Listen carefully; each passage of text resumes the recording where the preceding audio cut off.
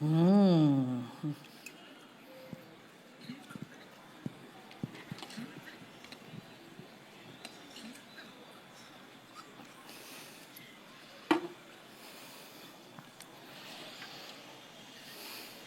Gurudev, an industrialist, recently said we should work 90 hours a week to compete with China and USA. He said we should also work Sundays. How long can you stare at your wife?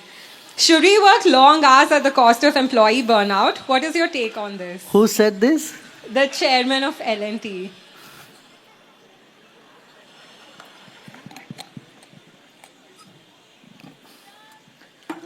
It's not how long you should work, but how effectively you should work. This is something most of them forget. Someone may be sitting in their desk for hours to complete one letter, to just compose one um, proposal. To write one proposal, someone may take so long time.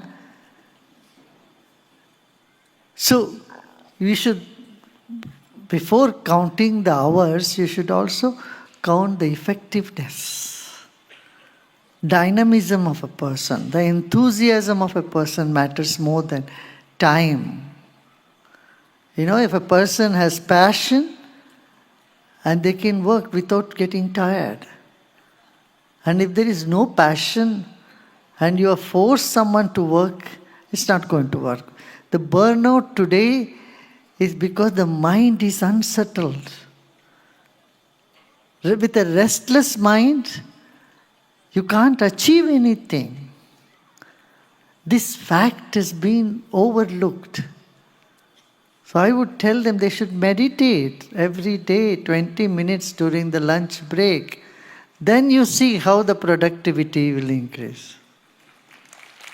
No? Gurudev, I'm experiencing FOMO about missing the Mahakumbh. For those of us who know we won't be able to attend physically, what can we do to feel connected and be part of the experience? Oh, you have all the social media, you have everything that is.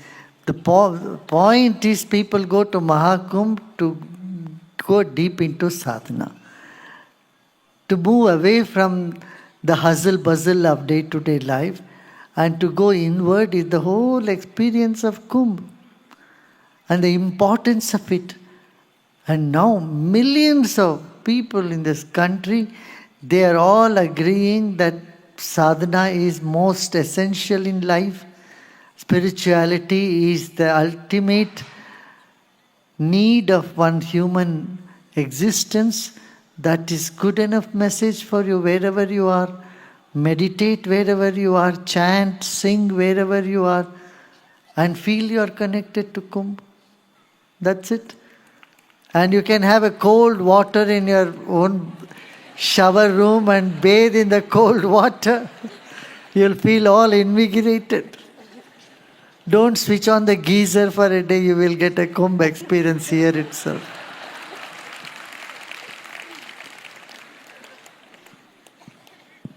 Yeah. Gurudev, taking on a lot of responsibilities causes the mind to be in a continuous state of activity and planning. How can we relish the process while staying calm and centered? You can know that you can, and you can definitely, I tell you, take it from me. Dear Gurudev, if I take a sankalpa that come what may, I will find joy and interest in whatever I do for the next 5 days, will that increase my uparati? Is that the right way of earning Shat Sampatti? Yeah. Next. Gurudev, in Patanjali Yoga Sutras, there is a mention about perfection in samadhi, which is not just the absence of thoughts. Could you please tell us what this means? That I am going to speak on it from tomorrow. Experiential understanding of sutras that I'll do tomorrow. Yeah.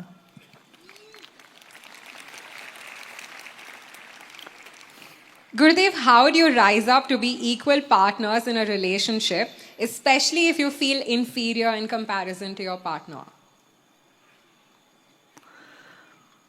See, with the partner, you should know that you are part of your partner. How can you feel inferior?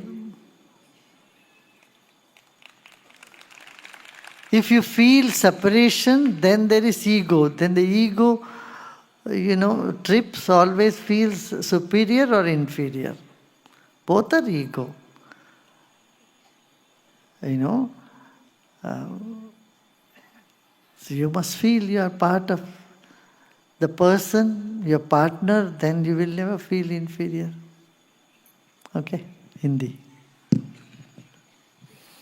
गुरुदेव, ऐसा माना जाता है कि पूर्ण कुंभ में सबसे पहला अमृत स्नान ऐसे सिद्धों और देवताओं द्वारा किया जाता है जो मानव शरीर में नहीं है।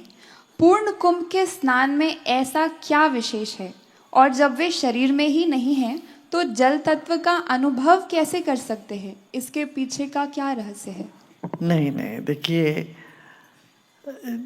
ये सब गाथा कहानियों को ज़्यादा मत दिमाग में लेके परेशान मत होना। लोगों में एक उत्साह लाने के लिए, सब लोगों को, दिलों को जोड़ने के लिए, उनको प्रेरणा देने के लिए कई तरह की बातें करते हैं। भगवान शिव पार्वती को बोलते हैं ये सब मात्र मोदकवत, माने माँ क्या चांद को दिखा के मिठाई कुछ देती है। भोजन माँ बच्चों को खिलाने के बाद देखो देखो देखो चांद देखो करके चांद को दिखा के मुंह में दे देती है। या कुछ दवा देना हो उसको एक मिठाई में या कुछ मधुरता के साथ, वो शहद के साथ दे देती है। इस तरह से ये सब युक्तियाँ हैं। पहले देवता करते, देवताओं को स्नान करने की क्या ज़रूरत है? पाप धोने की ज़रूरत ही नहीं, पाप नहीं होता। ऐसा नहीं है। तीर्थ स्नान का यही है कि वहाँ अब मंदिरों में भी होता है, पहले देवताओं की मूर्ति लेके उसका अभिषेक कराते हैं। फिर वो क्या है, वो अभिषेक जल एक श्रद्धा से, भाव से स्वीकार करते हैं। चरणामृत ते पाँव धो के उस जल को सिर पे लगाते हैं। चरणामृत इसी को कहते हैं। तो इस तरह से तरह तरह की मान्यताएं हैं, एक नहीं है। भारत में बहुत तरह की मान्यताएं हैं, और जो जो मानते हैं, जैसे मानते हैं उनको उस तरह से फल मिलता है। जिनकी जो श्रद्धा है उनको वैसा फल मिलने लगता है। मगर साधक इन सब चीज़ों में नहीं पड़ता। वो बोलता देवता तो हमारे भीतर है, इतना जानते हैं वो तो, ठीक है ना। गुरुदेव, कल्पवासी कौन होते हैं? सनातन धर्म में कल्पवास को इतना महत्व क्यों दिया जाता है? कल्पवास माने ये 40 दिन का एक कल्प बोला जाता। मंडल या वेद में 2 शब्द का प्रयोग है। मंडल, एक मंडल माने 45 दिन का, जिसमें 2 पूर्णिमा और 2 अमावस्या होती है। कई कई ग्रंथों में 40 दिन का भी एक मंडल गिना जाते हैं, ठीक है ना। तो एक मंडल इसी तरह से कल्प, एक कल्प माने एक अमावस्या से लेके और 2 मौनी अमावस्या हो गया, दूसरी अमावस्या, इस तरह से 40 दिन का व्रत लेते हैं। 40 दिन का व्रत लेंगे तो बने एक आजकल चल पड़ा ना एक चैलेंज, योगा चैलेंज लो। ये चैलेंज तो नया वर्ड है, पुराने ज़माने में ये पद्धति चली आ रही है। संकल्प लो, इतने दिन का ये करेंगे। 16 सोमवार का व्रत करते हैं। 16 सोमवार का व्रत तो सुना है ना, शादी नहीं होते लड़कियों को बोलते 16 सोमवार का व्रत, माने 16 सोमवार का चैलेंज लो। और 16 सोमवार ये न खाओ, वो न करो, ये ऐसा करो, ये करो व्रत। ताकि जब करने की कुछ मन में है, भाव है, वेग है, करने की जो राग को इस तरह से कुछ सत्कर्म करके समाप्त करने के लिए कहा गया है। कल्पवास का यही 40 दिन आप एक जगह रह के तपस्या करो, ध्यान करो, योग करो, शरीर और मन का जो मल है उससे मुक्त हो जाओ, यही तो बात है। आत्मा में तो कोई मल नहीं होता, तो शरीर और मन में जो कलमश होते हैं उसको दूर करने के लिए सब करो। तो ये कल्पवास तो आयुर्वेद में भी है, 40 दिन का ट्रीटमेंट देते हैं। कायाकल्प का एक ट्रीटमेंट, वो भी एक तरह की प्रयोग है कायाकल्प का। 3 महीने का बोलते, 3 महीने कायाकल्प करने के लिए कमरे में रख देते तुमको। बड़ा कठिन तपस्या होती है वो भी, क्या भोजन क्या देना है क्या नहीं देना, वो सब सिर्फ खिचड़ी देंगे एक टाइम, ऐसा कुछ कुछ करेंगे। तो फिर बाद में देखोगे तो तुम्हारे शरीर में टॉक्सिन सब निकल गए, एकदम रिजुविनेट हो जाते पूरा शरीर। ये सब है। वो धूप में नहीं आना है, कमरे में ऐसे ही एक गुफा जैसे बना के उसमें बिठाते हैं 3 महीने कल्प, जिसमें फिर से युवा जैसे हो जाते हैं, बूढ़े व्यक्ति भी। ऐसा है, ग्रंथों में इसी का वर्णन है। तो कायाकल्प कर लिया उसने, तो फिर 60 साल के बाद भी युवा लगने लगे इस तरफ से, 80 साल के बाद भी युवा लगने लगे। मगर मेरा एक कहना है कि साधना करते रहो, यही है कल्पवास है। कल्प माने लंबा समय, तो समय के परे चले जाना, मगर ऐसा लगे कि युग बीत गए मगर मेरा अंदर से कुछ नहीं हुआ, ऐसा अनुभव हो। बहुत समय बीतने के बाद भी मैं समय से परे हूँ, ये अनुभूति में आए, इसको कल्पवास का वो है, मूल अर्थ है। ठीक है ना? गुरुदेव, अभी मैंने एडवांस कोर्स किया है जिसमें मैंने 4 मुद्रा प्राणायाम सीखी और एक अनोखी मुद्रा सीखी जिसे ब्रह्म मुद्रा कहते हैं। कृपया इन मुद्राओं के बारे में विस्तार से बताइए।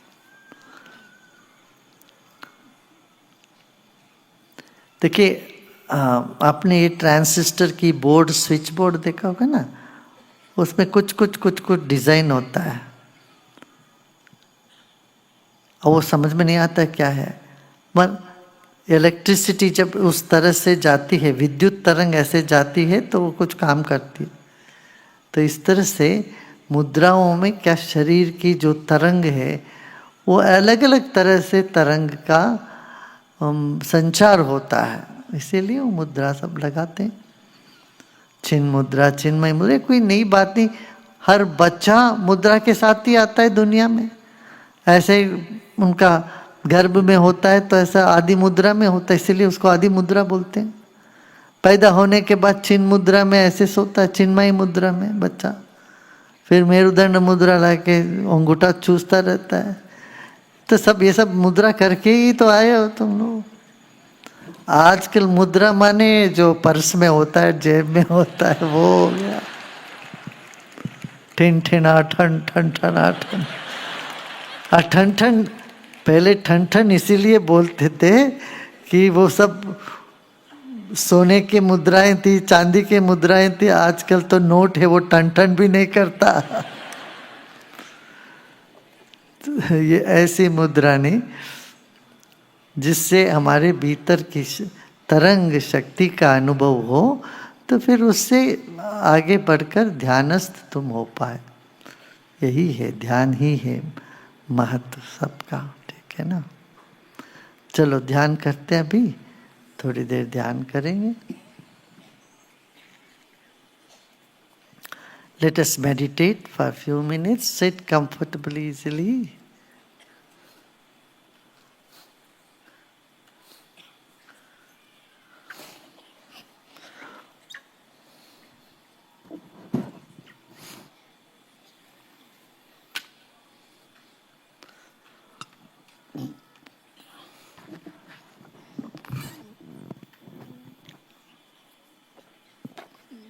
In today's meditation, we will synchronize our eye movement with the breath.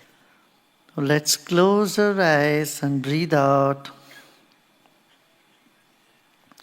सांस छोड़ दीजिए, आंखें बंद रखें. सांस लेते लेते धीरे धीरे आंखें खोलते हैं.